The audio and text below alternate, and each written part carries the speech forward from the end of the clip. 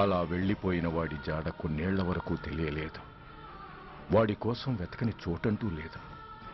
వాడి తల్లి బాధ చూడలేక నరకం అనుభవించాను. ఒకవేళ నేను పొరపాటు చేశానేమోనని నన్ను నేను నిందించుకున్నాను. కానీ ఆ బాధ వాడెన్నాళ్ళో ఉంచలేదు. ఒకరోజు వాడి దగ్గర నుండి ఫోన్ వచ్చింది. వాడు చేసిన మొదటి తప్పుడు పని గురించి శుభవార్త చెప్పాడు.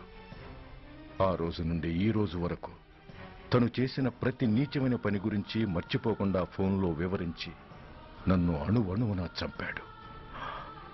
దానికి తెలిస్తే అది తట్టుకోలేదని వాడి పాపాలన్నిటినీ నా గుండెల్లోనే దాచుకుని భరించాను. వస్తున్నా. ఎవరయ్యా నువ్వు? కస్టమర్. అయ్యా బ్లాక్ అంతా వైట్ అంతా కాస్త తప్పుకుంటే బాస్ చూసుకుంటా. ఆగక్కడ. నీకేమైనా క్రాకా? సైలెన్స్. ఇల్లు అమ్ముతానని ప్రకటించింది నువ్వే కదా? నేనా? నేనా అంటే అంటే ఈ ఇంటి ఓనర్ నువ్వు కదా? ఓనర్నే. మరి ఇదేంటి? నిజమే. అయినా ఈ యాడ్ నేనేమన్నదే. ఈ ఇంట్లో నీకంత సీన్ లేదనుకుంటా. ఒకవేళ నీ పెళ్ళం ఇచ్చిందేమో కనుక్కో. ఐశ్వర్య ఏమిటండి? ఇల్లు అమ్ముతానని పేపర్లో ప్రకటన ఏమైనా ఇచ్చావా? మీకేమైనా పిచ్చా? డౌటే. ఎవరిచ్చుంటారబ్బా? నేనే. దొంగవా?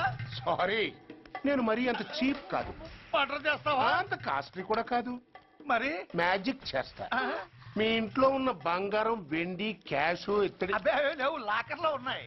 మోస్తావా? అవేమి నాకొద్దు.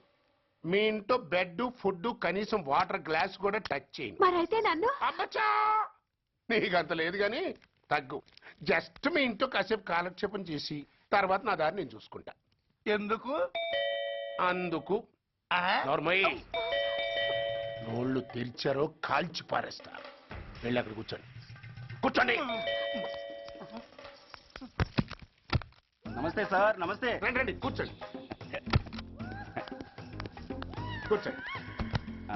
ఎంత అనుకుంటున్నారు? అంటే పేపర్ చదవలేదా? 10 లక్షలు. ఇంకో మాట అనుకోవచ్చుగా. ఆ ఛాన్స్ లేదుగా. Cash down. ఓకే సార్, ఇదిగోండి 2 లక్షలు అడ్వాన్స్. 5 ఇవ్వచ్చుగా.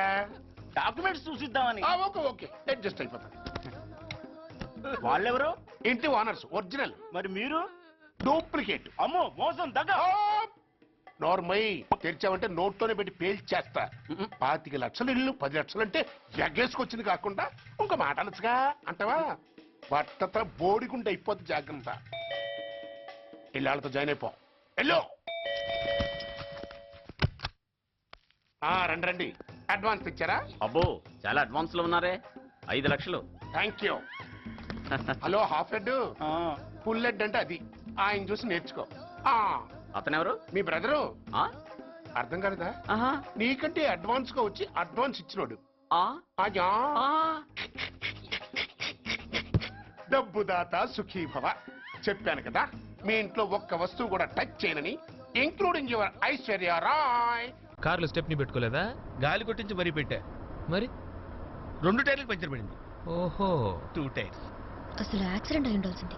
దరిద్రం వదిలిపోయేది. చివర్లో ఏంటి సౌండ్ వచ్చింది? ఓహో, అదే. నేనే ఇంజిన్ రాయితో కొట్టే. ఒకవేళ అన్ని తాళాలు ఎవరన్నా తీసేసినా కారు పని చేయకుండా ఉండాలని. మరి మీరేసుకెళ్ళాలంటే